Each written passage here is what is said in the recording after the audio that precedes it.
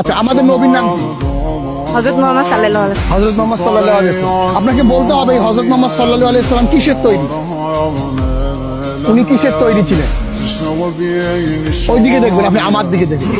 উনি কিসের তৈরি ছিলেন? আগুনের তৈরি। আগুনের তৈরি বা নূর, আগুন বা নূরের? বা নূরের, হ্যাঁ। নিব নিব রং অ্যানসার। সূরা কাফের শেষ আয়াতে আল্লাহ তাআলা বলেছেন, কুল হে রাসূল আপনি বলে দেন, ইন্নামা আনা বাশারুম মিসলুকুম, আমি তোমাদের মতো মানুষ, তবে পার্থক্য হলো ইন্নামা ইউহা ইলাইয়া, আমার কাছে ওহী আসে, আমি নবী তোমরাও নবী না। তাহলে এখান থেকে বোঝা যায় নবীজি মানুষ, আর মানুষকে আল্লাহ তাআলা মাটি দিয়ে তৈরি করেছেন, সেই হিসেবে বোঝা তিনি মাটির তৈরি। ভাই এটা নিয়ে গন্ডগোল ফাসাদ অনেক আছে। আমার যে ভাইরা নবী সাল্লাল্লাহু আলাইহি সাল্লামকে নূরের তৈরি বলতে চান, তারা কিন্তু নবীজিকে ভালোবেসে তার সম্মান দিতে গিয়েই এটা বলেন, তাই না? কারণ তারা মনে করেন মাটির তৈরি তো তুচ্ছ একটা বিষয়, আমার নবীজি নূরের তৈরি হলে মর্যাদাপূর্ণ বিষয় হবে। আমি বলি ভাই, আপনি মর্যাদা দিতে গিয়ে তো আসলে মর্যাদা দিতে পারেন নাই। কারণ হলো, নূরের দাম বেশি না মাটির দাম বেশি? ফেরেশতারা নূরের তৈরি, তারা সিজদা করছে কাকে? মাটির তৈরি আদমকে।